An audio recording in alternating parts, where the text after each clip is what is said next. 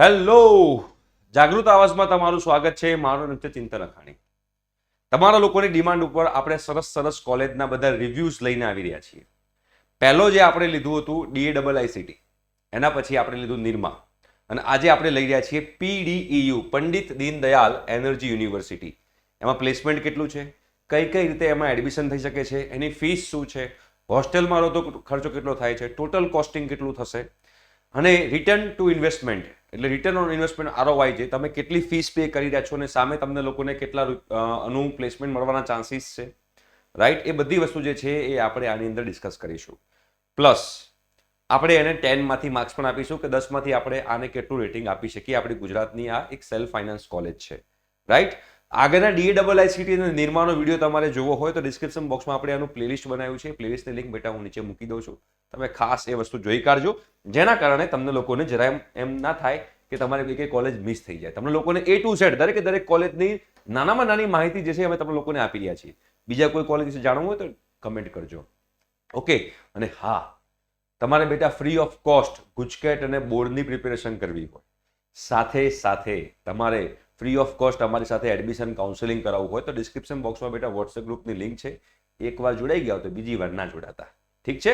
અને એમાં બધી જ A to Z માહિતી આવશે. અને અમે ઓનલાઈન વેબિનાર પણ કરીએ છીએ ઝૂમ પર, એ પણ આપણે તમને ફેસિલિટી આપશું, કોઈ ચાર્જ નથી. તમારે માત્ર શું કરવાનું છે, વોટ્સએપ ગ્રુપમાં જોડાઈ જવાનું છે, રાઈટ? ઓકે, તો બેટા PDEU જે છે Pandit Deendayal energy university, okay?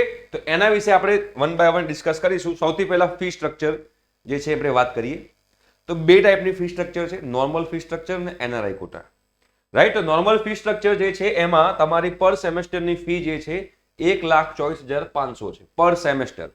એક વર્ષ હોય એમાં 2 સેમેસ્ટર હોય, મતલબ કે તમે સમજી શકો છો કે 2,49,000, લગભગ 2.5 લાખ રૂપિયા તમારી વર્ષની ફી થઈ કહેવાય, ટ્યુશન ફી 2.5 લાખ, એટલે 4 વર્ષના 10 લાખ રૂપિયા તો તમારા આના થઈ જશે, બરોબર? NRI સ્પોન્સર કેટેગરી હોય તો તમારે $3,500 છે પર સેમેસ્ટરની, એટલે $7,000 થયા વર્ષના. 7,000 ગુણ્યા તમે કરો, તમારે 80 કરીએ 5.5 લાખ રૂપિયા થયા. 5.5 થી 6 લાખ રૂપિયા તમારે વર્ષની ફી થઈ NRI કોટામાં. વર્ષની ફી 6 લાખ રૂપિયા NRI કોટામાં છે, અને વર્ષની ફી 2.5 લાખ રૂપિયા જે છે એ નોર્મલ તમે સાદી રીતે એડમિશન લો તો થાય છે. તો 2.5 ગુણ્યા 4 એટલે 10 લાખ રૂપિયા આમાં થાય, અને આમાં તમારા 25 થી 26 લાખ રૂપિયા જેવું કોસ્ટિંગ આવે તમે NRI કોટામાં જાઓ છો તો. યુનિવર્સિટીની એનરોલમેન્ટ ફી છે, જે એનરોલમેન્ટ ફી છે પર સેમેસ્ટર 3,000 રૂપિયા ફિક્સ જ છે. અહીંયા પણ 3,000 ફિક્સ છે. બાકી બધી ડિપોઝિટ છે, લાઇબ્રેરી ડિપોઝિટ છે, સિક્યુરિટી ડિપોઝિટ છે. તો ડિપોઝિટ જે છે બેટા રિફંડેબલ હોય છે, એટલે એમાં તમારે કંઈ ટેન્શન લેવાની જરૂર નથી. તો ઇન શોર્ટ તમારો ભણવાનો ખર્ચો જે છે, જો તમે સિમ્પલ સાદી કોલેજ એટલે કે તમે NRI કોટા વગરની સીટમાં એડમિશન લો છો તો તમારો 10 લાખ રૂપિયા કોસ્ટિંગ છે, અને NRI કોટામાં જાઓ તો તમારે 25 થી 26 લાખ રૂપિયાનું કોસ્ટિંગ છે ભણવાનું. રહેવા ખાવા પીવાનું ધીમે ધીમે હું તમને અહીંયા આગળ ડિસ્કસ કરતો રહીશ, બરોબર છે? ફ્રી સીટ મળે તો શું થશે, તો તમારું કોસ્ટિંગ કેટલું થાય, સ્કોલરશિપ સાથે તમારું કોસ્ટિંગ કેટલું થાય, એ બધી વસ્તુ પણ તમને લોકોને અહીંયા આગળ ઇન્ફોર્મ કરતો રહીશ, રાઈટ છે? ક્યાં આગળ આવી છે કોલેજ? તો ગાંધીનગરમાં આવેલી છે, ગુજરાતની અંદર જ છે આ કોલેજ. હવે આ કોલેજની અંદર તમે જોશો તો હોસ્ટેલની વાત કરીએ તો હોસ્ટેલ જે છે એની ફી છે 96,000 પર યર. 96,000 પર યર છે, એટલે કે 4 વર્ષના તમારો એપ્રોક્સિમેટલી 4 લાખ રૂપિયા આપણે રાઉન્ડ ફિગર પકડીને ચાલીએ. 10 લાખ રૂપિયા જે છે એ તમારા ભણવાનો ખર્ચો થયો, 4 લાખ રૂપિયા જે તમારો રહેવાનો ખર્ચો થાય છે 4 વર્ષનો, એટલે 14 લાખ રૂપિયા થઈ જાય છે. એના પછી આપણે કહીએ કે તમારા જે ફૂડ એક્સપેન્સ જે છે એ ફૂડ એક્સપેન્સ 52,000 છે. 52,000 ઇન્ટુ 4 કરી દઈએ તો 2.5 લાખ રૂપિયા થાય. તો 2.5 લાખ રૂપિયા તમારા 4 વર્ષના એ થયા, એટલે આપણે 10 લાખ ને 4 લાખ 14 લાખ ને 16.5 લાખની આજુબાજુમાં તમારું કોસ્ટિંગ થાય. 16.5 લાખની આજુબાજુમાં કોસ્ટિંગ તમારું થશે. કોનું તમારું કોસ્ટિંગ થશે? તમે નોર્મલ સીટમાં ગયા હો તો, અને તમે 4 વર્ષનું, અને NRI સીટમાં તમે જાઓ છો તો 30 લાખ રૂપિયાની 32 લાખ રૂપિયાની આજુબાજુ તમારે કોસ્ટિંગ ગણીને ચાલવાનું. અહીંયા આપણે બીજું કોઈ જ કોસ્ટિંગ ગણી નથી. કોસ્ટિંગ એટલે કે ફોર એક્ઝામ્પલ તમે હોસ્ટેલમાં રહેતા હોય તો તમે હોસ્ટેલથી ઘરે જાઓ, ઘરેથી પાછા આવો, જ્યારે પણ વેકેશન પડે ત્યારે એનો ખર્ચો, પ્લસ તમે ક્યાંક ફ્રેન્ડ જોડે બહાર ખાવા પીવા જાઓ, મૂવી જોવા જાઓ, એન્જોયમેન્ટ કરો, એ બધા કોસ્ટિંગ જે છે આપણે આની અંદર કન્સિડર કર્યા નથી. એ કોસ્ટિંગ તમારા પર્સન ટુ પર્સન ચેન્જ થતા હોય છે. આ બેઝિક કોસ્ટ જે છે એવું તમને કહી રહ્યો છું. આ બેઝિક કોસ્ટમાં તમારે કોસ્ટ રિડ્યુસ કરવી હોય તો તમે લોકો એની હોસ્ટેલમાં ના રહી અને બીજી કોઈ બહારના પીજીમાં, જે પીજીનું કોસ્ટિંગ ધારો કે 5,000 પર મંથનું હોય, એવા તમે પીજીમાં રહો તો 12 × 5 = 60,000 થાય. તો તમારે મહિને એટલે 60,000 વર્ષના થાય તો વર્ષે તમારા 30-35,000 બચે, તો વર્ષના 3-3.5 લાખ બચી શકે જો તમે 5,000 પર મંથનું પીજી શોધી શકતા હો તો. એ તમારી પર ડિપેન્ડ કરે છે કે તમારે કોસ્ટિંગ કેટલું ડાઉન કરવું છે. આ આપણે કોસ્ટિંગ જે વાત કરી છે તમે પીડીયુની હોસ્ટેલની અંદર જ સ્ટડી કરો છો એટલે પીડીપીયુમાં જ રહો છો અને એની જ હોસ્ટેલમાં રહો છો તોની વાત છે અહીંયા આગળ તમારા લોકો ધ્યાનમાં રાખવાનું છે. સપોઝ જે છોકરા એવા હોય કે જે લોકોને ચાલો મારે હોસ્ટેલ આમાં નથી રહેવી, મારે ખાલી હોસ્ટેલનું બહાર રહીશ પણ જમવા ખાવા પીવા અહીંયા આવીશ, તો એના માટેની બી ફેસિલિટીઝ છે. એની ફીસ જે છે 34,250 પર યર, બરાબર. મંડે ટુ ફ્રાઈડે તમે લોકો જમી શકો છો. ઓકે, એ પણ તમે લોકોને ખબર હોવી જોઈએ. હવે અહીંયા આગળ એડમિશન લેવું તો 3 રીતે એડમિશન લઈ શકાય છે. એક જે છે ગુજકેટ પ્લસ બોર્ડના બેઝ પર એડમિશન લઈ શકાય છે.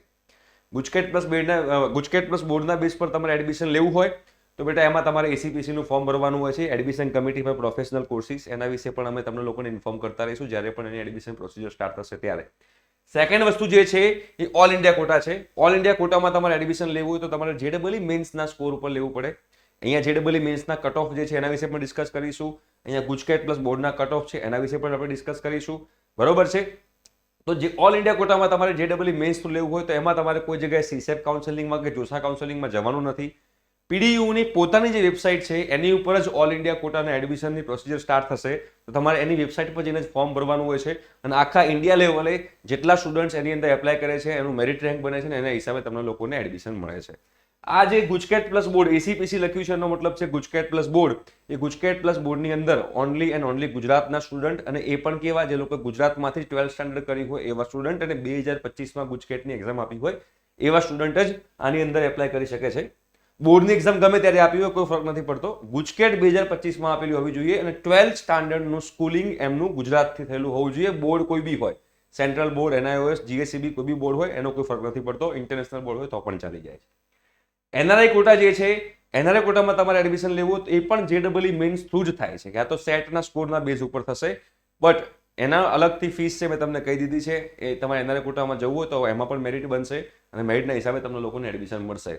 તો આ જે સીટોનું બાયફર્કેશન છે આપણે જોઈ લઈએ તો બાયોટેકનોલોજી જે છે એમાં 20 seats Gujarat quota, 31 all India અને 9 એનઆરઆઈ કોટા, ટોટલ 60 સીટો છે. કેમિકલમાં 40 ગુજરાત કોટા છે, 62 ઓલ ઇન્ડિયા કોટા છે, 18 એનઆરઆઈ કોટા છે, ટોટલ 120 છે. સિવિલની અંદર 40 એસીપીસી એટલે ગુજરાત કોટા છે, 62 ઓલ ઇન્ડિયા કોટા છે, 18 એનઆરઆઈ કોટા છે અને 120 ટોટલ સીટ્સ થાય છે.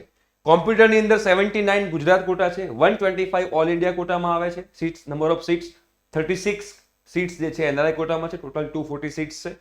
કોમ્પ્યુટર સાયન્સ એન્ડ બિઝનેસ સિસ્ટમમાં 20 સીટ્સ જે છે ગુજરાત કોટાની છે, 31 સીટ્સ ઓલ ઇન્ડિયા કોટાની છે, 9 સીટ્સ એનઆરઆઈ કોટાની છે, ટોટલ 60 સીટ્સ થાય છે. ઇલેક્ટ્રિકલ એન્જિનિયરિંગમાં 40 સીટ્સ ગુજરાત કોટાની છે, 62 સીટ્સ ઓલ ઇન્ડિયા કોટાની છે, 18 સીટ્સ એનઆરઆઈ કોટાની છે, ટોટલ 120 સીટ્સ થાય છે. ઇલેક્ટ્રોનિક્સ એન્ડ કોમ્યુનિકેશનમાં પણ સેમ 40 જે છે ગુજરાત કોટાની, 62 સીટ્સ ઓલ ઇન્ડિયા કોટાની, 18 સીટ્સ જે છે એ એનઆરઆઈ કોટા અને 120 સીટ્સ જે છે એ ટોટલમાં આવે છે. Information and communication technology ICT એમાં 60 seats Gujarat quota, 93 seat all India quota, 27 NRI quota, total 180. એવી રીતે આપણે મિકેનિકલ એન્જિનિયરિંગમાં 40 seats Gujarat quota, 62 seats all India quota, 18 seats જે છે એનઆરઆઈ કોટા, ટોટલ 120 સીટ્સ છે. અને પેટ્રોલિયમ એન્જિનિયરિંગમાં 40 સીટ્સ ગુજરાત કોટા, 62 સીટ્સ જે છે એ NRI all India quota, 18 seats જે છે એનઆરઆઈ કોટા, ટોટલ તમારી 120 સીટ્સ થાય છે.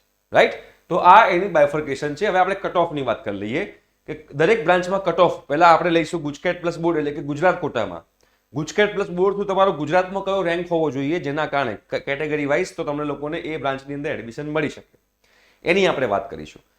અગેન હું તમને એ વસ્તુ આમાં એક ઉમેરીશ કે આ જે છે એ લાસ્ટ યર એટલે કે 2024નું છે અને આ રેન્ક તમારે જે છે જોવું હોય તો કયા રેન્ક પર કેટલા પર્સન્ટાઇલ ને કેટલા માર્ક્સ બને છે એનો બી વિડીયો છે. એ વિડીયો તમે લોકો ડિસ્ક્રિપ્શન બોક્સમાં મૂકી દઉં છું, તમારે જોવો તમે જોઈ કાઢજો તો તમને આઈડિયા આવશે કે તમારે આટલો રેન્ક લાવવો હોય તો તમારે કેટલા માર્ક્સ લાવવા પડે 280માંથી એટલે 300માંથી એટલે કે બોર્ડ એક્ઝામમાં અને ગુજકેટની અંદર એનો વિડીયો બી છે. જો પહેલું છે સિવિલ એન્જિનિયરિંગ. સિવિલ એન્જિનિયરિંગમાં ફ્રી સીટ જે છે એનું કોઈ કટ ઓફ છે નહીં આની અંદર આપણી પાસે અત્યારે ફ્રી સીટમાં, બરોબર. ફ્રી સીટમાં તમે જાઓ છો તો તમને કેટલું ખર્ચો થશે એ પણ તમને કહીશ અને પેમેન્ટ સીટ પર જાઓ છો એટલે કે નોર્મલ સીટ પર 3 ટાઈપની સીટ છે, normal seat, free seat and NRI seat. Right, તો મેં એનઆરઆઈ સીટો તમને કહી દીધું છે. ફ્રી સીટ જે છે એની આપણે વાત કરશું અને નોર્મલ સીટ્સની વાત કરશું. જનરલ કેટેગરીમાં સિવિલમાં તમારો જે છે 25,000ની આજુબાજુ રેન્ક હોય તો તમને પીડીપીયુમાં સિવિલ મળી જાય, બરોબર છે. ઈડબ્લ્યુએસ કેટેગરી જનરલ ઈડબ્લ્યુએસમાં 32,000ની આજુબાજુ રેન્ક હોય તમને પીડીપીયુમાં સિવિલ મળી જાય. એસસી કેટેગરી વાળા માટે 28,000 છે, એસસીબીસી વાળા માટે 50,000 ની આજુબાજુ છે અને એસટી કેટેગરીમાં 26,000 ની આજુબાજુ હોય તો તમને લોકોને પીડીપીયુમાં સિવિલમાં મળી જાય છે. કોમ્પ્યુટર એન્જિનિયરિંગની વાત કરીએ બેટા તો ફ્રી સીટમાં તમારો રેન્ક 191 ની આજુબાજુ હોવો જોઈએ. 191 ની આજુ ક્લોઝ થઈ ગયું હતું free seat computer engineering. General કેટેગરીમાં તમારો રેન્ક 985 ની આજુબાજુ એટલે 1000 ની અંદર લાવવાનો ટ્રાય કરવાનો. જનરલ ઈડબ્લ્યુએસ વાળાનો રેન્ક 1200 ની અંદર લાવવાનો ટ્રાય કરવાનો. ગુજરાત લેવલનો 1200 ની અંદર રેન્ક હોવો જોઈએ. એસસી કેટેગરીમાં 6500 ની અંદર તમારો રેન્ક હોય, 6500 ની અંદર રેન્ક તો તમને મળી શકે ઇઝીલી. એસસીબીસીમાં તમારો રેન્ક 4000 ની અંદર રાખવાનો ટ્રાય, 3500 આપણે ટાર્ગેટ રાખીએ, થોડો લોઅર સાઈડ જઈએ. 3500 ની અંદર રેન્ક લાવો તો તમે લોકો જો એસસીબીસી એટલે એસસીબીસી નો મતલબ થાય છે બેટા ઓબીસી. ઓબીસી એટલે કે બક્ષી પંચ, રાઈટ? એમાં તમારે 3500 ની અંદર રેન્ક લાવશો તો તમે લોકોને પીડીપીયુમાં કોમ્પ્યુટરમાં એડમિશન મળી શકે છે અને એસટી વાળા માટે 38,000 છે, રાઈટ? એની અંદર તમારો રેન્ક હોય તમને લોકોને મળી જાય. ઇલેક્ટ્રિકલની વાત કરીએ તો ફ્રી સીટ જે છે એ 2000 ની અંદર કમ્પ્લીટ થઈ જાય છે. 2000 ની અંદર રેન્ક લાવો તો તમને પીડીપીયુમાં કોમ્પ્યુટર ઇલેક્ટ્રિકલની અંદર ફ્રી સીટ મળી શકે. જનરલ કેટેગરી વાળા માટે 13,000 રેન્ક છે. ઈડબ્લ્યુએસ વાળા માટે 20,000 ની રેન્કની આજુબાજુ હોવો જોઈએ. અહીંયા આગળ જે લોકો જનરલ ઈડબ્લ્યુએસ કેટેગરીમાં છે એ લોકોને કોઈ ફાઇનાન્શિયલ બેનિફિટ નથી, યાદ રાખજો. આ ઘણા લોકોને એવું હોય છે કે જનરલ ઈડબ્લ્યુએસ વાળાને ફાઇનાન્શિયલ બેનિફિટ હોય છે, કશું ના. ખાલી એ લોકોને કાસ્ટના કારણે એક અલગ કહેવાય ને કે બેનિફિટ અનેક રિઝર્વેશન મળી શકે છે. ઈડબ્લ્યુએસ નો મતલબ થાય છે કે જે લોકો જનરલ કેટેગરીના છે, ઓપન કેટેગરીના છે, બટ એમની ફેમિલી ઇન્કમ 8 લાખથી ઓછી હોય તો એ લોકોને જનરલ ઈડબ્લ્યુએસ કહેવાય. એના માટે તમારે કાસ્ટ સર્ટિફિકેટ નીકાળવું પડે અને ઇન્કમ સર્ટિફિકેટ નીકાળવું પડે મામલતદાર ઓફિસમાં જઈને.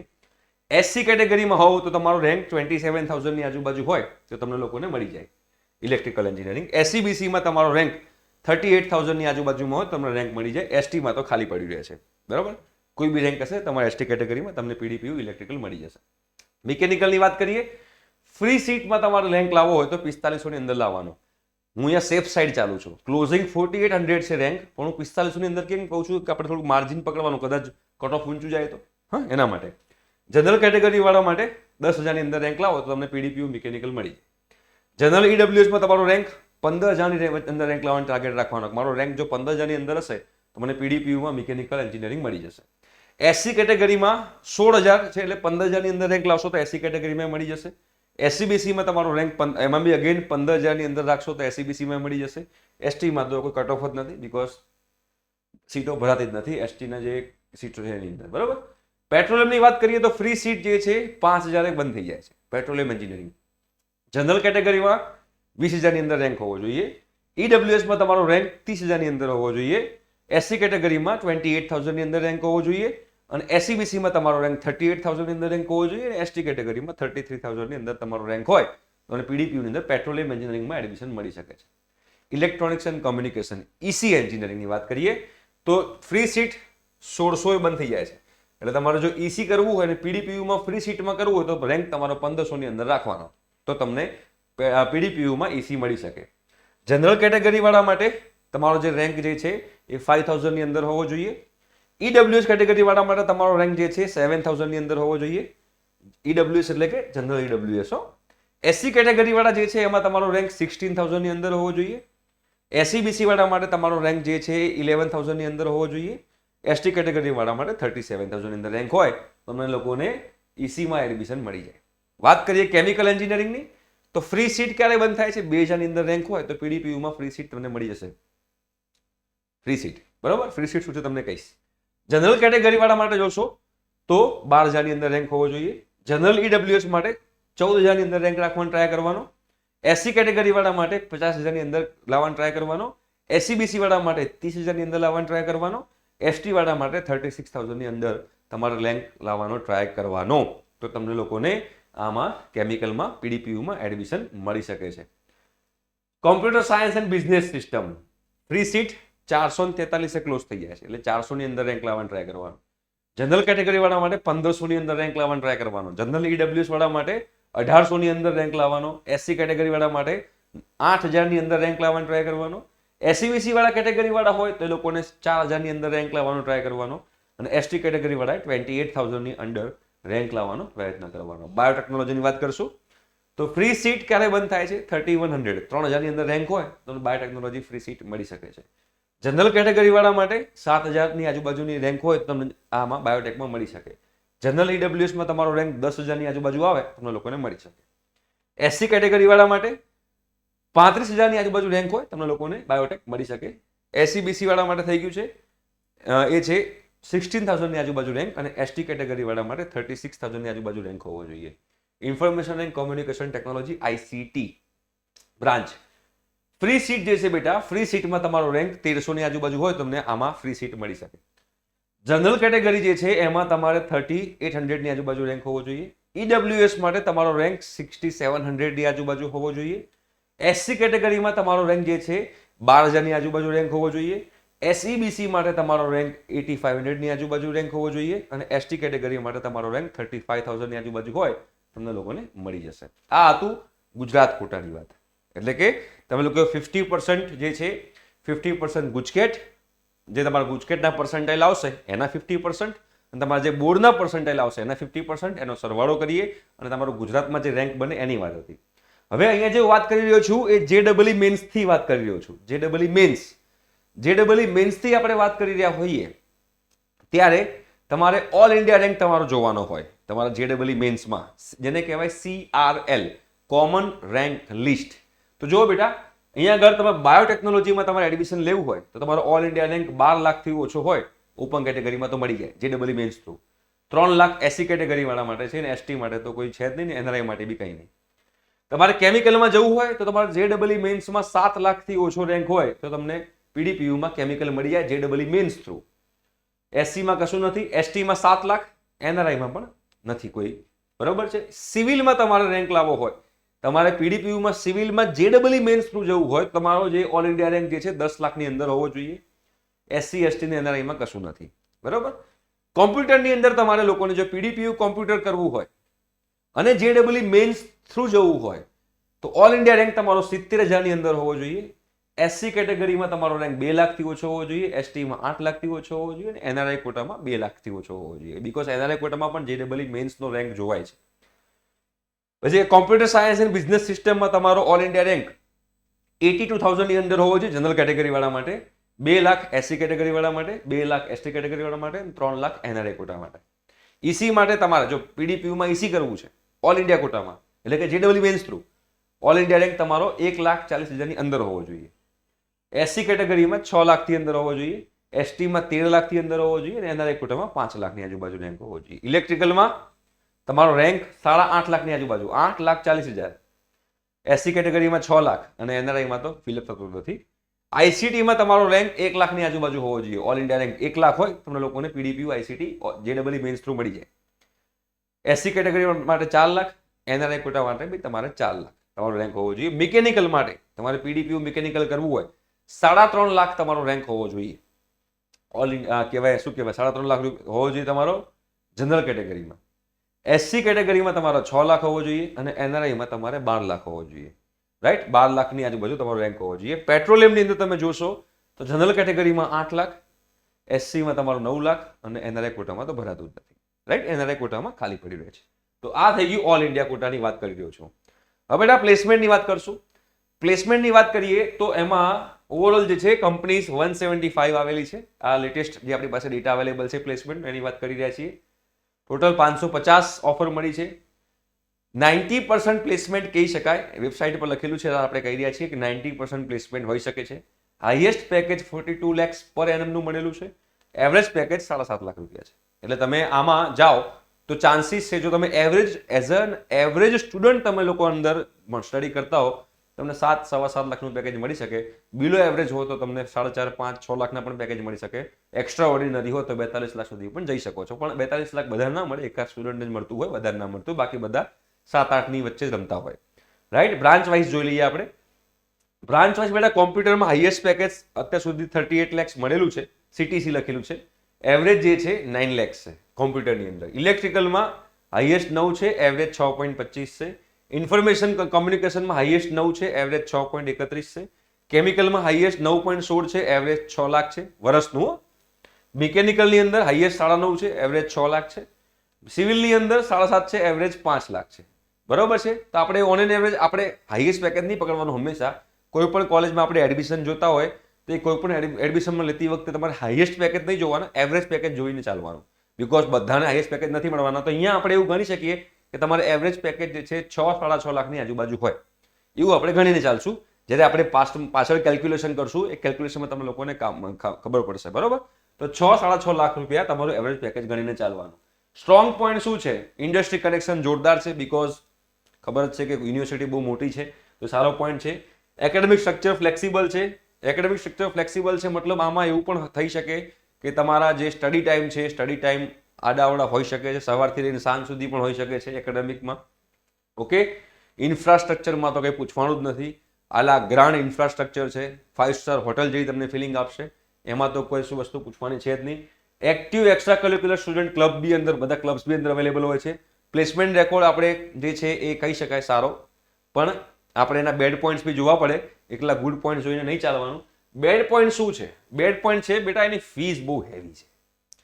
એટલે કહેવાય ને રિટર્ન ઓન ઇન્વેસ્ટમેન્ટ જે છે, તમે જેટલા રૂપિયા ઇન્વેસ્ટ કરી રહ્યા છો બેટા, તમે કોઈ પણ કોલેજમાં સ્ટડી કરવા જાઓ તો જેટલા રૂપિયા તમે અંદર ઇન્વેસ્ટ કરી રહ્યા છો, સામે તમને રિટર્ન કેટલું મળે છે એ તમારે ખાસ જોવાનું છે. તો એના માટે આપણે હવે કેલ્ક્યુલેશન કરીશું. બરોબર? એ કેલ્ક્યુલેશન કરીને તમારા લોકોએ નક્કી કરવાનું કે તમે લોકો આ કોલેજમાં તમારે એડમિશન લેવું છે કે નહીં. કેવી રીતે આપણે કેલ્ક્યુલેશન કરશું? તો લેટ્સ ફાઇન્ડ આઉટ. ચલો, તો સૌથી પહેલા તો આપણે અહીંયા આગળ એવરેજ પેકેજ ગણીને ચાલીએ છીએ. બરોબર છે? એવરેજ પેકેજ તમે જોશો તો અહીંયા એવરેજ પેકેજ જે છે બેટા, એ એવરેજ પેકેજ આપણે 6.5 lakhs ગણીને હું ચાલું છું. બરાબર? 6.5 lakhs.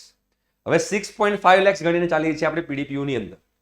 હવે તમારે બધા જે સિનારીઓ છે, બધા સિનારીઓ અહીંયા મૂકીશ. તમે કયા સિનારીઓમાં આવશો મને ખ્યાલ નથી, એટલે તમારે પછી નક્કી કરવાનું છે. તો પહેલો કેસ જે છે બેટા આપણે લઈએ છીએ no free seat. No free seat with hostel. એટલે કે તમે લોકો અમદાવાદમાં, તમે લોકો ગાંધીનગરમાં નથી રહેતા, તમે લોકો કંઈક સુરત સાઈડના છો, બરોડા સાઈડના છો, પાલનપુર સાઈડના છો. ઇન શોર્ટ, તમારે તમારા ઘરેથી સ્ટડી નથી કરવાનું, તમારે હોસ્ટેલમાં જ રહેવાનું છે. રાઈટ? તો અહીંયા આગળ નો ફ્રી સીટ અને વિથ હોસ્ટેલ. વિથ હોસ્ટેલનો મતલબ શું થાય કે તમે લોકો ગાંધીનગર બહારના છો, અમદાવાદ બહારના છો, તમે લોકો હોસ્ટેલમાં રહેવાના છો. ભલે પીડીપીયુની હોસ્ટેલમાં નહીં, પણ બીજી કોઈ હોસ્ટેલમાં રહેવાના છો. તો તમારો ટોટલ કોસ્ટ શું થશે? તો જો તમારો ટોટલ કોસ્ટ જે થાય બેટા, એ ટોટલ કોસ્ટ જે છે એ તમારી થશે લગભગ 2.5 લાખ રૂપિયા વર્ષની ફી છે, એટલે 10 લાખ રૂપિયા તમારા સ્ટડીના થશે. બરોબર છે? આપણે ઓછામાં ઓછું લાખ રૂપિયા તમારા પીજીના ગણીને ચાલીએ તો 4 વર્ષના 4 લાખ તમારા પીજીના થાય. બરોબર છે? મહિને આપણે 6 થી 7 હજાર રૂપિયા, 5 હજાર રૂપિયા મિનિમમ કોસ્ટ કરી રહ્યો છું. ધારો કે મહિને તમારું દિવસના લંચના 100 રૂપિયા અને ડિનરના બી 100 રૂપિયા ગણીએ તો 200 રૂપિયા થાય. તો મહિનાના તમારા 6,000 રૂપિયા થયા, વર્ષના તમારા 72,000 રૂપિયા થયા, 4 વર્ષના તમારા થાય 2,80,000. 2,80,000 આપણે ગણીને ચાલીએ છીએ આના ખાવાના. એટલે સ્ટડી છે, આ રહેવાના છે અને આ ખાવાના છે. તો તમારે લગભગ 16.8 લાખ રૂપિયાનું તમારું ઇન્વેસ્ટમેન્ટ થાય 4 વર્ષની અંદર. 16.8 લાખ તમે ઇન્વેસ્ટમેન્ટ કરો છો, સામે તમને એવરેજ પેકેજ મળી રહ્યું છે 6.5 લાખ. આપણે એવરેજ પેકેજ ગણીને ચાલી રહ્યા છે. તમને 12 લાખ, 14 લાખ, 15 લાખ, 25 લાખ મળી જાય તો વેલ એન્ડ ગુડ જ છે. બટ આપણે હંમેશા કોઈ પણ કોલેજમાં એડમિશન લેતા હોય તો આપણે એવરેજ પેકેજ ગણીને ચાલવાનું હોય. તો આ વિથ હોસ્ટેલની વાત કરીએ છીએ. તો જે લોકો અમદાવાદની બહારના છે અને એ લોકોને પીડીયુની અંદર ફ્રી સીટ નથી મળતી અને પેડ સીટમાં જાય છે, એટલે કે સાદી સીટમાં જાય છે, તો એમનું કોસ્ટિંગ આટલું ગણીને ચાલવાનું. આ બધું હું કેમ બનાવી રહ્યો છું? બીકોઝ એનું રીઝન છે કે ઘણા બધા સ્ટુડન્ટ્સ જે છે એ લોકોને પહેલા ખ્યાલ હોતી નથી અને પછી ફટાક દઈને એમાં એડમિશન લઈ લે. એડમિશન લીધા પછી ખબર પડે સાલું આ તો બજેટ બહાર જતું રહ્યું છે, મારે એડમિશન કેન્સલ કરાવવું છે. તેવું ના થાય એના માટે આ બધી વસ્તુ જે છે હું આગળ તમને કહી રહ્યો છું. બરાબર? નો ફ્રી સીટ. હવે આની અંદર તમે જો માઇનસ બીજા 2 લાખ કરી શકો છો. જે માઇનસ 2 લાખ તમારા કોના કરવાના છે? MYSY ના કરવાના છે. MYSY શું છે? મુખ્યમંત્રી યુવા સ્વાવલંબન યોજના. એ આ સ્કોલરશિપ છે, એ ગુજરાતના સ્ટુડન્ટને મળતી હોય છે. આ જે સ્કોલરશિપ છે એ માત્ર ને માત્ર જે લોકોની 12થમાં અબોવ 80% હોય, 12થમાં 80ના અબોવ પર્સન્ટાઇલ હોય અને ફેમિલી ઇન્કમ 6 લાખથી ઓછી હોય, એ લોકોને જ આ MYSY ની ફેસિલિટી મળતી હોય છે. જો તમને MYSY મળતું હોય તો તમારું કોસ્ટિંગ થશે 14.8 લાખ. બરાબર? MYSY મળતું હોય તો. હવે અહીંયા આગળ કહીએ બેટા કે નો ફ્રી સીટ. તમને ફ્રી સીટ નથી મળી બેટા, તમને લોકોને ફ્રી સીટ નથી મળતી, બટ વિધાઉટ હોસ્ટેલ છો. વિધાઉટ હોસ્ટેલનો મતલબ એમ થાય છે કે તમે લોકો અમદાવાદમાં જ રહો છો યા ગાંધીનગરમાં જ રહો છો અને ઘરેથી જ તમે કોલેજમાં જવાના છો. તો તમારું કોસ્ટિંગ કેટલું થાય? તો જો બેટા તમારું 10 લાખ રૂપિયા તો જે સ્ટડી કોસ્ટ છે તો રહેવાનું જ છે. 10 લાખ રૂપિયા સ્ટડી કોસ્ટ, એમાં તો કોઈ ચેન્જ થવાનું નથી. અહીંયા આગળ તમે જોશો તો 4 લાખ રૂપિયા જે રહેવાનો ખર્ચો છે તમારો ઝીરો થઈ જશે, બીકોઝ તમે રહો છો. પણ જુઓ, ખાવા પીવા રહેવાનું તમે જલસા તો કરવાના જ છો, એટલે આપણે આ કોસ્ટ જે ખાવા પીવા રહેવાની છે, તમે ઘરે રહો કે બહાર રહો, કોસ્ટ તો તમારો ગણવાનું જ છે. તો એ 2.8 લાખ તમારી જે છે એ આ થઈ જશે, રાઈટ. તો તમારું 12.8 લાખ જે છે તમારો ખર્ચો થાય જો તમે અમદાવાદની અંદર હો અને નો ફ્રી સીટ હોય. તો 12.8 લાખ તમારું ઇન્વેસ્ટમેન્ટ છે ને સામે તમારું પેકેજ તમને 6.5 લાખ મળી રહ્યું છે જો તમે અમદાવાદની ગાંધીનગરમાં રહી અને પીડીપીયુમાં જવાના હો તો. અને એમાં પણ જો તમને લોકોને MYSY મળવાની હોય તો -2 લાખ તમે લોકો MYSY ના કરી શકો છો. તો 10.8 લાખ જે છે તમારા ટોટલ કોસ્ટિંગ થાય જો તમે અમદાવાદની અંદર હો અને પીડીપીયુમાં સ્ટડી કરવા માંગતા હોય તો, પીડીઈયુની અંદર. ક્લિયર છે? હવે બેટા વાત કરીશું આપણે અહીંયા આગળ ત્રીજું જે છે એ છે free seat. Free seat with hostel. Free seat છે ને વિથ હોસ્ટેલ છે. હવે ફ્રી સીટ હોય ને વિથ હોસ્ટેલ હોય તો ફ્રી સીટ હોય તો તમારું જે ટ્યુશન ફી જે છે એ તમારી ઝીરો થઈ જાય છે, જેને આપણે કહીએ છીએ TFWS, ટ્યુશન ફી વેવિયર સ્કીમ કહેવાય, જેમાં રેન્ક બહુ હાઈ જતા હોય છે. આ ફ્રી સીટમાં તમે ઓપન કેટેગરીમાં હો, એટલે કે જનરલ કેટેગરીમાં હો, જનરલ EWSમાં હો, SC ST SC કોઈ પણ હોય, તમારો રેન્ક સારો હોય તો તમે લોકો ફ્રી સીટમાં એડમિશન લઈ શકો છો. અને આ બધી વસ્તુ અમે તમને લોકોને 1-to-1 ગાઈડ કરતા હોઈએ છીએ. તો ફ્રી સીટ હોય તો આ જે 10 લાખ રૂપિયા જે તમારા થઈ જાય છે ઝીરો, બરાબર, એ 10 લાખ તમારા થઈ જાય ઝીરો રૂપિયા થઈ જાય. બટ વિથ હોસ્ટેલ છે તો 4 લાખ તમારા રહેવાનો ખર્ચો અને 2.8 તમારા ખાવા પીવાનો ખર્ચો, તો 6.8 લાખ રૂપીઝ હોય તો તમારો ખર્ચો થાય અને સામે તમને એવરેજ પેકેજ મળે છે 6.5 લાખ. તો મારા મુજબ તમારે જો પીડીપીયુમાં એડમિશન મળતું લેવું હોય, પહેલી પ્રાયોરિટી તમારી ફ્રી સીટની હોવી જોઈએ. ફ્રી સીટમાં ઇન્વેસ્ટમેન્ટ ઓછું છે અને રિટર્ન એ પ્રમાણે મળી જાય છે. બાકી બેમાં તમે જોશો તો ઇન્વેસ્ટમેન્ટ થોડું હેવી છે રિટર્નની સામે. હવે એમાં પણ તમે ચોથું એવી રીતે લો છો. હવે આમાં બેટા તમે કહેશો કે મને MYSY મળશે કે નહીં મળે. બેટા આમાં તમને MYSY ના મળી શકે. બીકોઝ MYSY કેમ ના મળી શકે? બીકોઝ ઓલવેઝ તમારી કોલેજ ફી તો ઝીરો છે. કોલેજ ફી ઝીરો હોય તો આમે તમને MYSY નથી મળવાનું, રાઈટ. હવે ચોથું જે છે બેટા ફ્રી સીટ લઈએ છીએ આપણે, વિધાઉટ હોસ્ટેલ લઈએ છીએ. તો ફ્રી સીટ જે છે અને વિધાઉટ હોસ્ટેલ છે, તો ફ્રી સીટ હોય ને વિધાઉટ હોસ્ટેલ હોય તો શું કરવું જોઈએ? વિધાઉટ હોસ્ટેલ છે ને ફ્રી સીટ છે, તો ફ્રી સીટ હોય તો ₹0 જે છે તમારો એ થઈ ગયો ખર્ચો. ફ્રી સીટ છે એટલે આ 4 લાખ રૂપિયા રહેવાનો ખર્ચો છે એ પણ આપણે ઝીરો માનીને ચાલી શકીએ, આપણે ઘરેથી રહેવાના છીએ. અને ખાવાનો ખર્ચો થવાનો જ છે. 2.8 લાખ રૂપિયાની તમારો ખાવાનો ખર્ચો થાય તો તમારો ટોટલ ઇન્વેસ્ટમેન્ટ 2.8 લાખ છે ને સામે તમને જે રિટર્ન મળી રહ્યું છે એ રિટર્ન તમને લોકોને 6.5 લાખ મળી રહ્યું છે. This is called analysis. તમને free seat with hostel, no free seat અને hostel, no free seat, no hostel, free seat with hostel, free seat without hostel. તો ચાર આ સિનારીઓ છે. આ ચાર સિનારીઓમાં તમારું કોસ્ટિંગ શું છે મેં તમને કહી દીધું.